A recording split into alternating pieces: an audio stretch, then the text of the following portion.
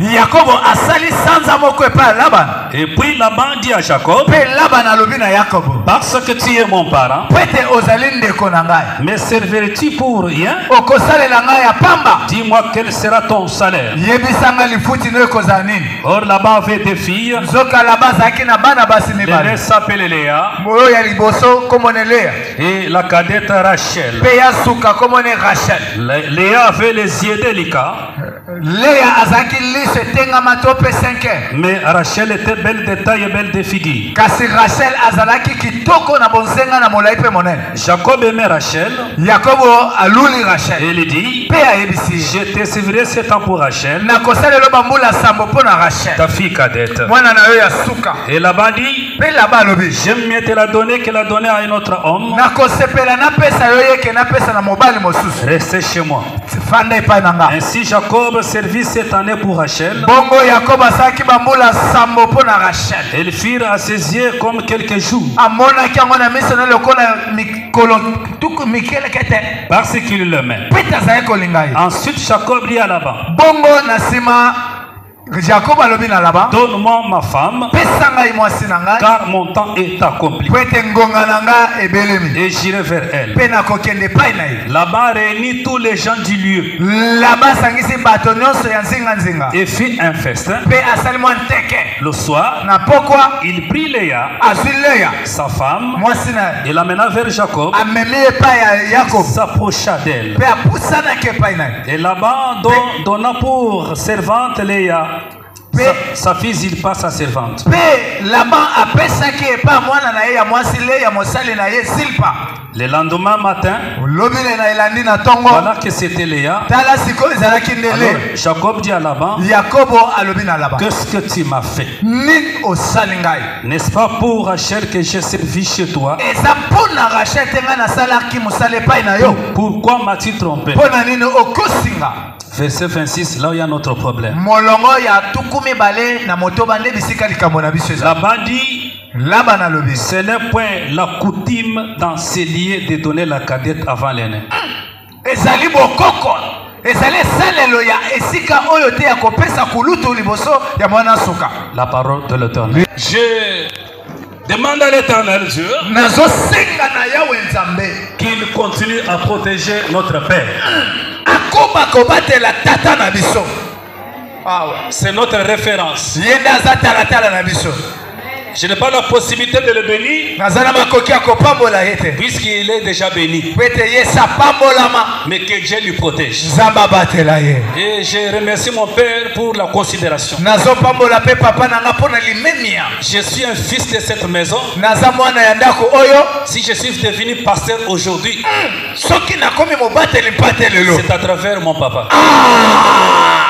Eza na nzela ya papa, le singe, le 0D. Tu m'as vu aujourd'hui, mais je viens de loin. Omoni nga lelo nga na wuti mosika. Je suis le produit Naza mbuma de son onction. ya epakwa na ye. Tu n'as pas dit amen. Je suis le produit de son onction. Naza mbuma ya epakolami na ye. Et je suis aussi dans notre maison. Naza pe na ndako na biso. C'est pourquoi je bénis ces hommes de Dieu. Napamboli basali na Nzambe. Soyez bénis les hommes de Dieu. Bopambolama basali na Nzambe. Soyez bénis les papas. Bapapa bopambolama. Soyez bénis aussi les mamans. Bamama pe bopambolama. Je vous salue au nom puissant de Jésus. Napesi bino mbote na kombango ya Yesu. Recevez la salutation de la bénédiction. Oya bamote lipamboli. Il y a des salutations et des salutations. Eza na mbote namba mbote. Marie, pour avoir la semence de Jésus, Alléluia. Marie pose okona Yesu. il a fallu une salutation. Esengelaki na ye mbote moko. C'est-à-dire qu'il y a une salutation Eza na mbote moko. qui peut créer la bénédiction dans ta vie. Ekoki kokela lipamboli na bongo. Reçois la salutation de la bénédiction. Yamba mbote ya lipamboli. Reçois la salutation de la bénédiction. Yamba mbote ya lipamboli. Je suis dans les thèmes. Naza na kati ya mama likambo. Mon père avait déjà introduit les grands thèmes. Oyo papa zindisaki mama likambo. La délivrance de la famille. Bokangolami ya libota. Il y a beaucoup de personnes qui peuvent se demander pourquoi toujours la délivrance de la famille. Bien aimé, nous sommes appelés à chercher la délivrance tous les jours de notre vie. Aussi longtemps que nous avons des familles. Parce que dans la famille, il y a beaucoup de choses qui nous bloquent, qui nous freinent, qui nous déstabilisent, qui peut enterrer aussi d'autres personnes. La famille, c'est le socle, c'est la base, c'est le fondement. Nous avons défini la famille, c'est l'ensemble des personnes ayant des liens de parenté par alliance ou bien par le sang. Alors, dans les grands thèmes, nous avons soutiré notre sous-thème, les origines sacrifiées. Les origines sacrifiées. Nous avons dit que chaque famille a une origine. Et toute personne a son origine. Il n'y a pas une personne qui est sortie dans le vent. Il y a toujours une origine ou parfois tu es sorti. C'est pourquoi dans nos origines, il y a beaucoup de choses qui peuvent aujourd'hui influencer notre vie. C'est pourquoi il y a des personnes qui sont sortis dans les origines sacrifiées à travers les alliances, à travers la sorcellerie, à travers les coutumes, à travers certains serments, à travers aussi les coutumes païennes et maléfiques. Alléluia. Amen. Que Dieu vous bénisse. Acclamons très fort. Le vendredi, on avait terminé par le point de la loi.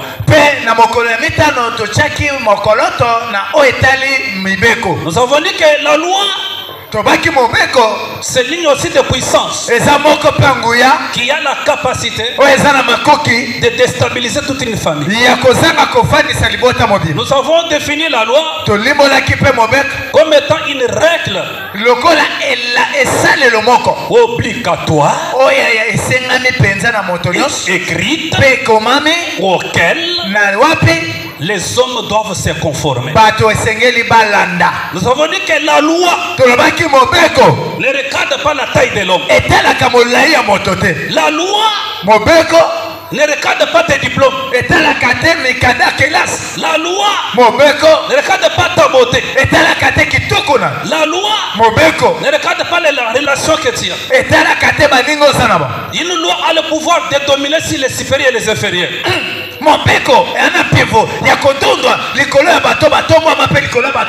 Pourquoi? Parce que dans la loi il y a des choses qui font la puissance d'une loi. Ce qui fait la puissance de la loi, c'est la parole. Deuxième chose, ce sont les écrits. Oh, je prêche à quelqu'un. Toutes les paroles qui font la puissance de la loi de votre vie, c'est la brisée ou puissance. Si tu me dis amen, toutes les mauvaises paroles qui est sur la loi de votre famille, ce soir, ce matin, il y a la parole qui était sortie à la croix de Golgotha à l'âge de 33 ans. Il est monté au bois à la 9e heure. La voix est sortie avant de soupirer. Le voile du temple s'est déchiré. Il a dit Père, tout est accompli. Tout est accompli. Il a dit Père, tout est accompli. C'était la parole qui effaçait notre parole. Celui qui dit amen, la parole de Jésus l'a effacée. La parole de ton père, la parole de ta mère, de ton grand-père, ce qui a été laissé dans votre famille comme une parole qui dominait. Si la loi est établie, ce soir, cette loi sera tombée. Tu n'as pas dit amen. C'est lui premier amen. Deuxième amen. Troisième amen. Quatrième. Cinquième. Sixième. Septième. Huitième. Neuvième. Dixième. Onzième. Douzième. De l'évêque. De l'Uboya. Aujourd'hui, éternellement, d'aujourd'hui, les écrits qui faisaient la force de leur loi de votre famille sera effacée. Je dis sera effacée. Sera effacée. Parce qu'il a dit, il a effacé les actes dont les ordonnances nous condamnent. Il a effacé les actes. C'est-à-dire que les écrits dans chaque loi, il y a toujours une lettre. Mukanda famille na bileto so personne. Aujourd'hui, éternellement, d'aujourd'hui, les écrits qui faisaient la force de leur loi de votre famille sera effacée. Je dis sera effacée. Sera effacée. Parce qu'il a dit, il a effacé les actes dont les ordonnances nous condamnent. Il a effacé les actes. C'est-à-dire que les écrits dans chaque loi, il y a toujours une lettre. Mukanda famille na bileto so personne. Amen. Amen. La bouche autorisée. Mukanda to personne. Amen. Olobelanga amen bien. Amen. Fire. Loba tia. Loba moto. Loba mukande pasuki. Ya célibat et pasuki. Ya bobola et pasuki. Ya pauvreté pasuki. Soko pasili mukanda betala za kuko.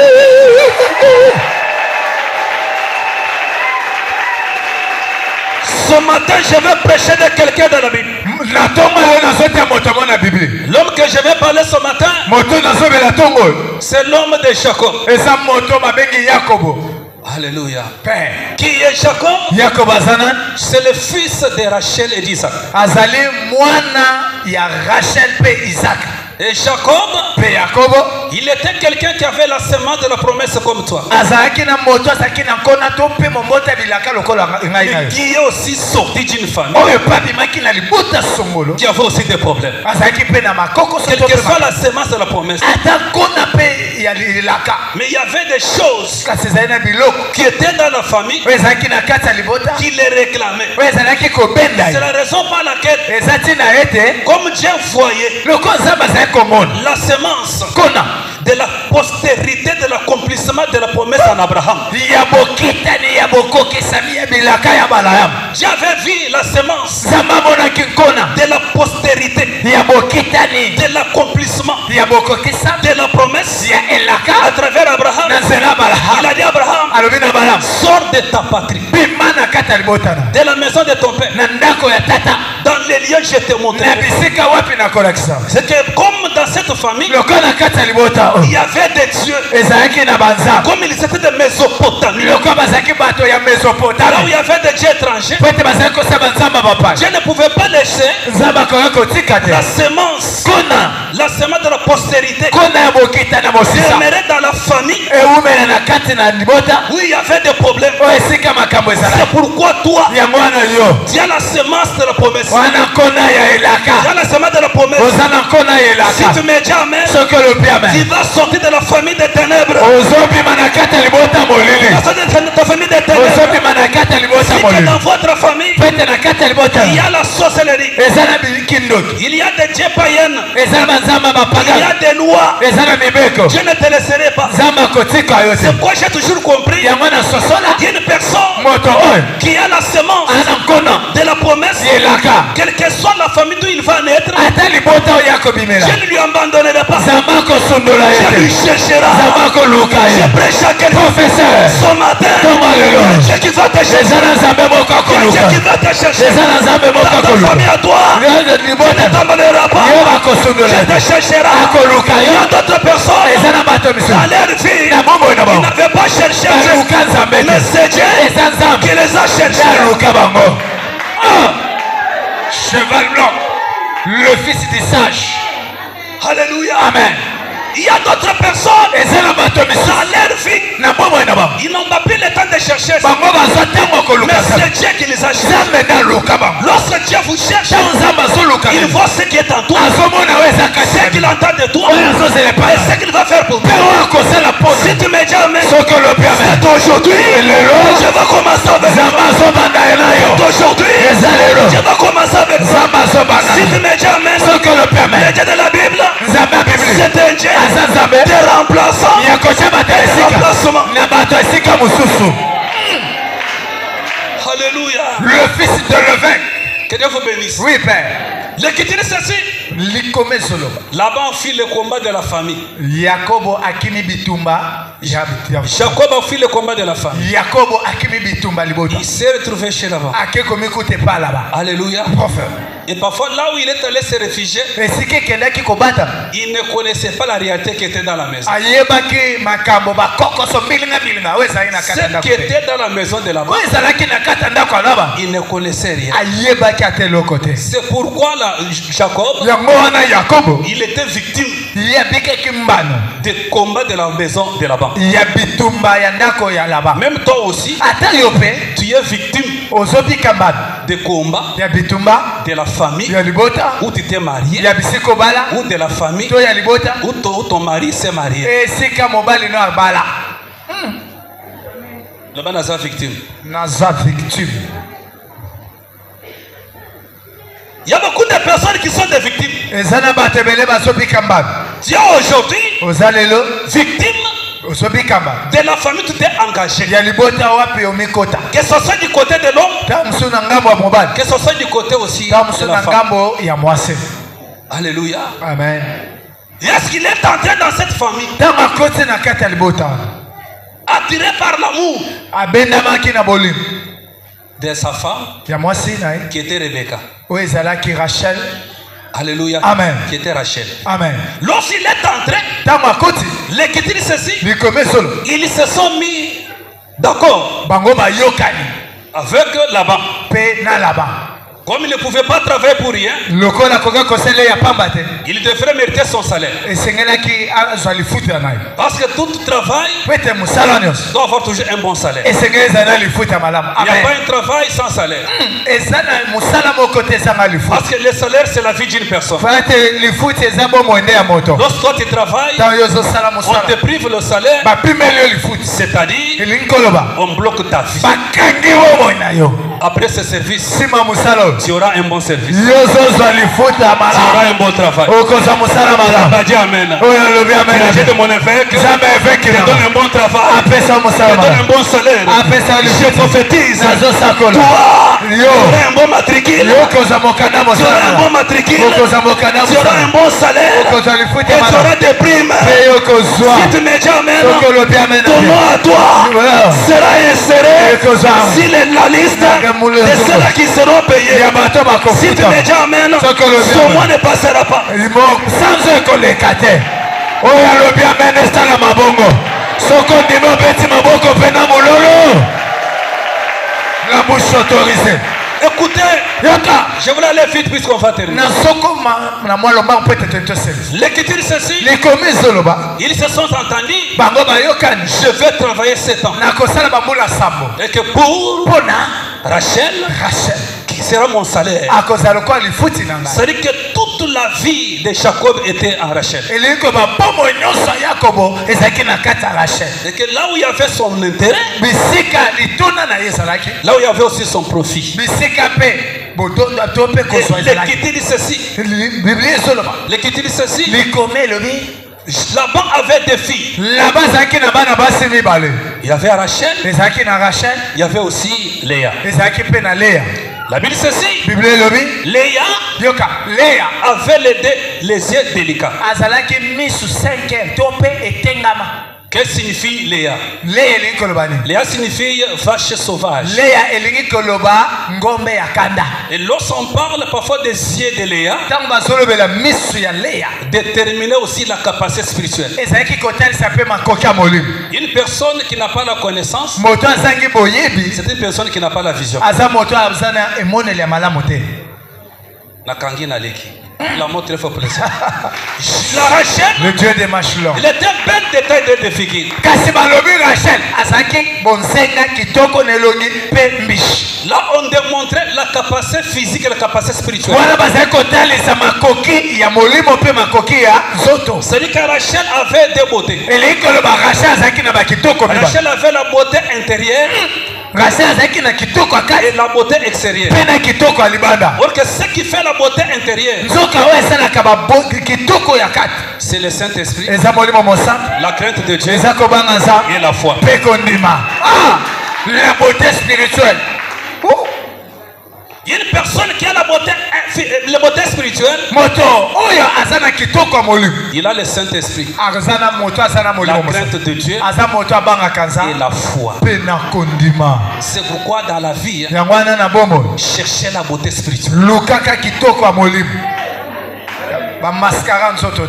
C'est le spirituel qui influence le physique. Naleki, acclamons très fort.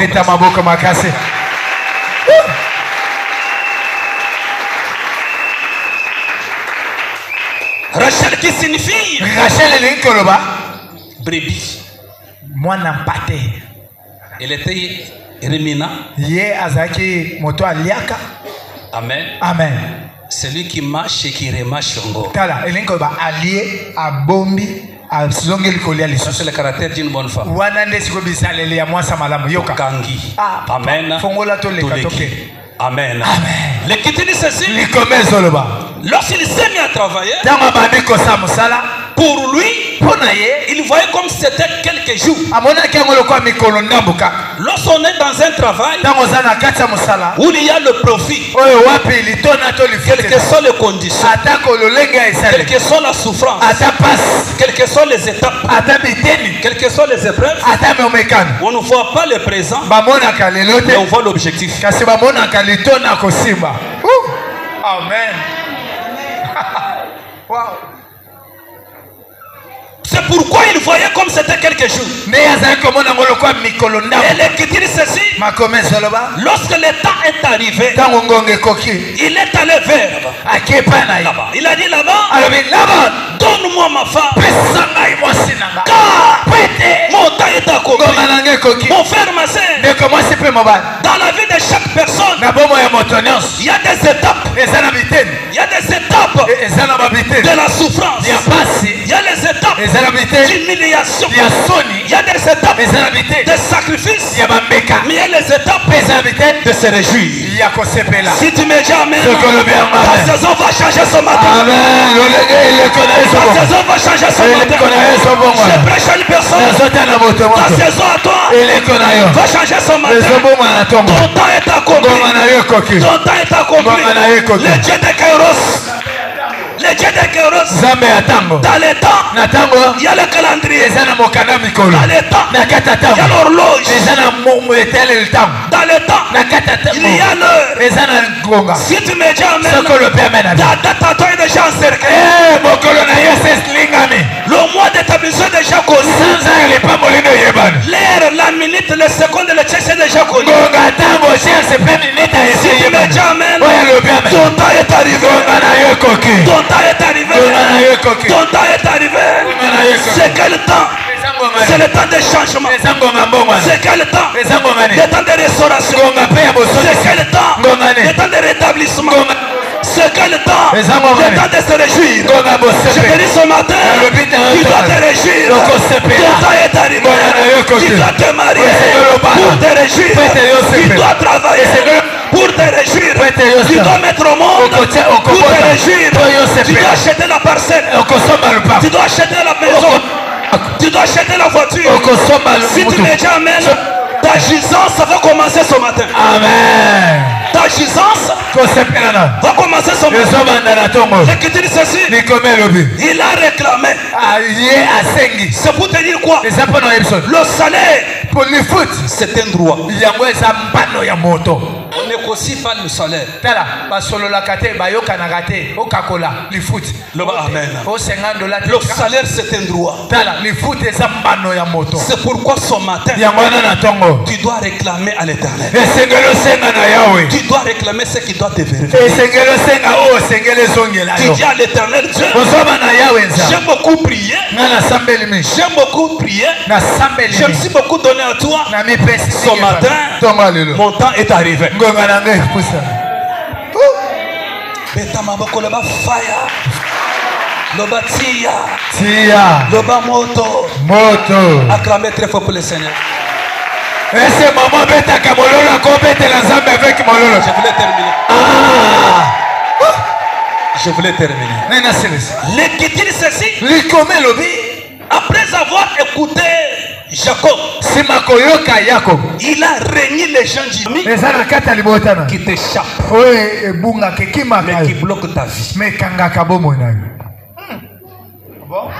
Ah bon? Très bien. Ndengo zawana, ezana bloqué monsieur famille na bino yeba kangote. Échappe kayo, mais ils ont bloqué vinayo. Vraiment. Rachel comptait sur sa beauté et sa taille. Elle se disait que demain je vais me marier. Rachel abandé côté kitoko munene pembinga na ye nyonso alobike ngai penda mlobi na kopala. Mais de l'autre côté, mais kasinanga mosozi lui ne connaissait pas ce qui se faisait. Ya yeba kete makambo eza ko salem. C'est-à-dire que dans cette maison, il y avait les lois que Rachel ne connaissait pas. Il y avait des lois même que Jacob ne connaissait pas. Il y avait dans cette maison, il y avait 5 lois. La première loi, les gens, le temps où Rachel était de l'autre côté, lui ne comprenait pas. Lui ne savait pas ce qui se faisait, ce qui s'est passé dans la réunion des gens du lieu. Dès que tu es là, il y a beaucoup de choses qui sont dans ta famille qui t'échappent, mais qui bloquent ta vie. Ah bon? Très bien. Ndengo zawana, ezana biloko musia famille na bino yeba kangote. Échappe kayo, mais ils ont bloqué vinayo. Vraiment. Rachel comptait sur sa beauté et sa taille. Elle se disait que demain je vais me marier.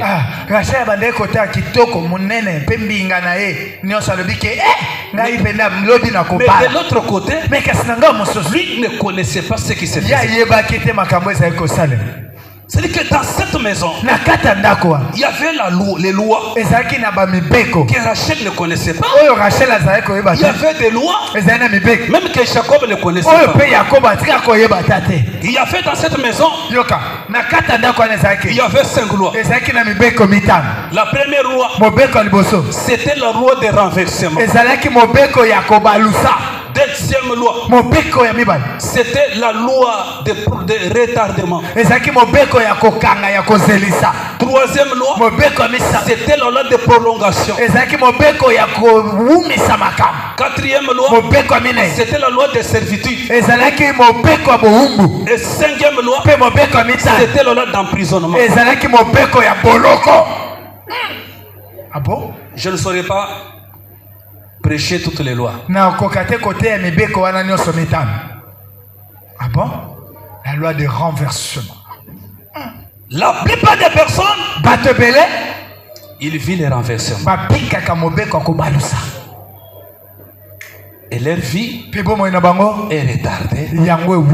Et la bénédiction est prolongée. Et tu es dans la servitude de la famille. C'est parce qu'il y a une étoile où la famille doit bénéficier. Toute personne qui a l'étoile dans sa famille, il vivra toujours les servitudes. Wow. L'écriture ceci.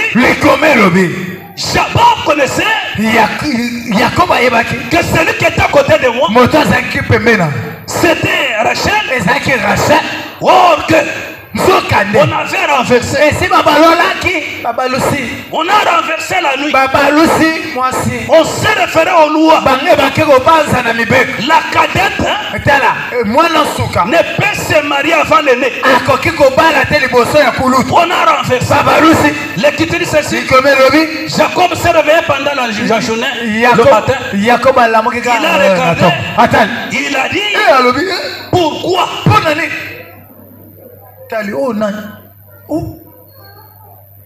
Pourquoi vous m'avez fait ça? Une vie de regret, c'est une vie de souffrance. Une vie de regret, c'est une vie de déception. Ce matin, finis les regrets dans ta vie. Amen. Finis les déceptions dans ta vie. Amen. Beta maboko makasi. Beta maboko makasi. Telema likolo to sambel. Mokolo papa ko pesa nga mikolo na koya. Tokotamba na 5 lois de la maison de là-bas. La sortie de la maison de là-bas. Kobima. Ce qui papa a bengi sou mwana na ye aya kote ya lisusu. Papa kote ya sikoyo. La sortie de la maison. Kobimi na katanda kwa là-bas. Et toi tu ne sortiras pas mais vite. Yoko bima maboko pamba te. Malgré le combat, atako bitum. Ce qu'avait dit Jacob et Rachel, la sortie de la maison de Laban, c'était Joseph. Joseph na tongo. Amen. Tu vas commencer à te concentrer. Parfois tu es victime, des choses qui est dans votre famille que vous n'avez jamais maîtrisé. Il y a beaucoup de choses qui vous échappent dans la famille de ton père, dans la famille de ta mère. Il y a certaines lois que tu maîtrises, mais tu es victime. Et l'écriture dit ceci: invoque-moi, je te répondrai. Et je t'annoncerai des choses cachées et des choses que vous ne connaissez pas. Il va invoquer le Dieu de l'évêque Loya. Que ce matin, qu'il soit à votre secours et qu'il descende. Parfois tu es victime de beaucoup de choses. Il n'y a que lui qui peut te délivrer. Maintenant, sortez le malikolo. Tellement le maman, tombe dans ma bokono yo. Yepsa que Nzambe na ton Nzamba akita na tongo lelo. Ne fils que moi grâce Nzamba sobe na ton Nzamba visiter yo. Yepsa que papa na sa victime na ba problème ya libala o na kota na mobalo na bala na sa victime na famille a monsonga na bala famille na yebate na zali condamné na balua na zali marginalisé na balua mais bitumonga na viva bana ga vivre en côté. Zamba na tongo lelo kita na bituma oyo okangolanga to sambeli na kombo na Yesu Kristo, na kombo na Yesu Masia, na kombo na Yesu na tongo lelo. Zamba l'évêque na zovele na yo. Oui. Zamba machelon na zovele na yo. Zamba cheval na zovele na yo. Les de machelon na zovele na yo na tongo. Loba liloba moko ponanga. Loba na mwana yo nani. Loba liloba moko ponanga. Loba na mwana na yo nani. Mokozi loba ponanga. Loba moko ponanga. Loba na mwana na yo nani. Yesu loba ponanga. Loba liloba moko ponanga. Loba na mwana na yo nani. Loba liloba moko ponanga. Loba na mwana na yo nani.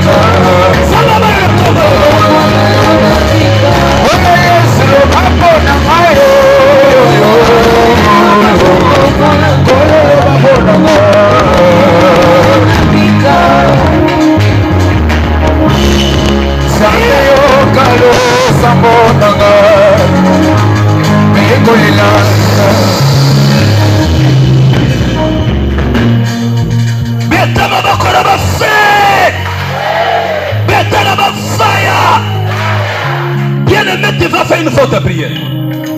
Tu vas commencer à détruire la loi des renversements. Si tu regardes bien ta vie, tu ne vis pas la vie que toi tu vivais. Par rapport à la grâce de l'étoile que tu as, par rapport aux chances que Dieu t'a données, tu vas comprendre qu'il y a quelque chose qui ne va pas. On a renversé ta vie. Une vie est renversée. C'est pourquoi je bête ma boko. Mupeko nyonso. Oye balusa vina yo. Ezomsa yo sima. Beta ma boko. Bukamo bekona. Samela. Beta ma boko sarabila. Bukamo bekona.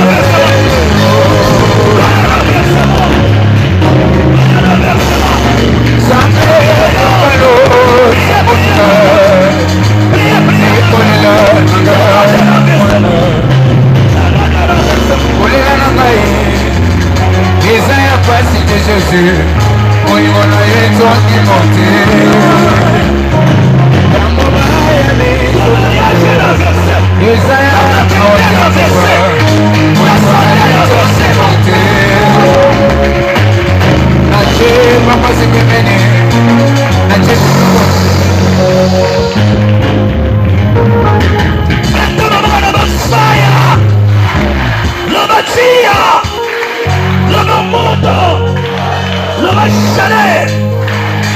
Yaya, libala na yo eza libala moko ba renversa.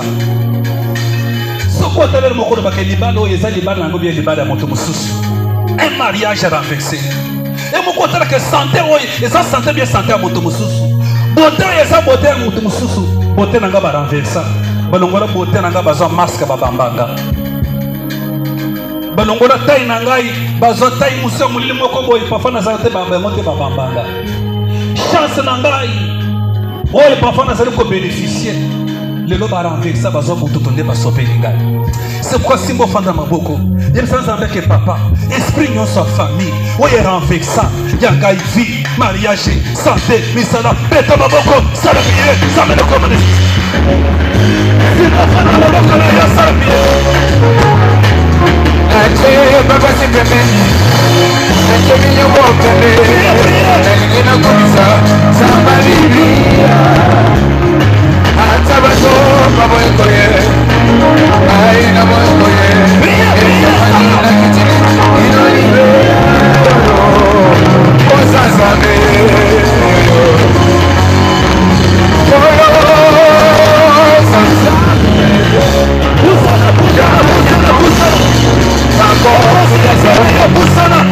L'homme avec la force, c'est du Seigneur. Il n'a pas cité mauvais, il cité Bouddha, mais il a marmé. Il a cité non, donc il a cité, il est le type du délai. D'abord on veut tirer, pour sauver les intérieurs. Donc il a cité, il est le site de l'éternel. La parole est faillible, l'écriture est criée. À la croix, au milieu des voleurs, Jésus s'est dit c'est Dieu. Il s'est dit c'est Dieu. Avant au Carmel, il y a les prophètes de Baal. Quand Jésus s'est dit c'est Dieu. Pour terminer, le dernier tout sujet. Ton temps est accompli, tu dois être béni. Amen. Pourquoi tu as la carte à l'ipambo les avina yo buka loya prolongation. Amen. Amen. Amen. A Jacoba ne sait qu'aucun mais va prolonger les balles à célibat et nyata yo. Âge na yo o isa âge au bana basoble bapara pa mapa. Âge na isa âge batu basala makambo minene. Mais ce côté âge na yo na vie aux mene aux hommes les bala na te. Il y a quelque chose. Betama makora ba fait.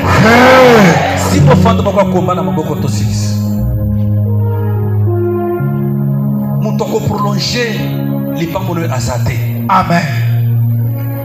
Va prolonger souffrance, va prolonger instabilité, va prolonger pauvreté, va prolonger misère na vie na yo. Il y a ça que papa lelo et sili. Vous pouvez quoi prolongation, il y a célibat, il y a stabilité, il y a pauvreté na vie na ngai. Et si là, to sambeli déclarer samela no comment est-ce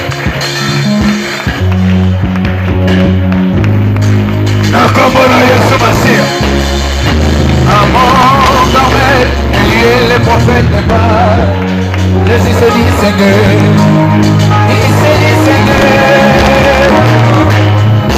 Il a ouvert un tombeau, oh papa yo. Il a ouvert un tombeau, il a ouvert un tombeau, les hommes qui ont prolongation. Il a ouvert un tombeau.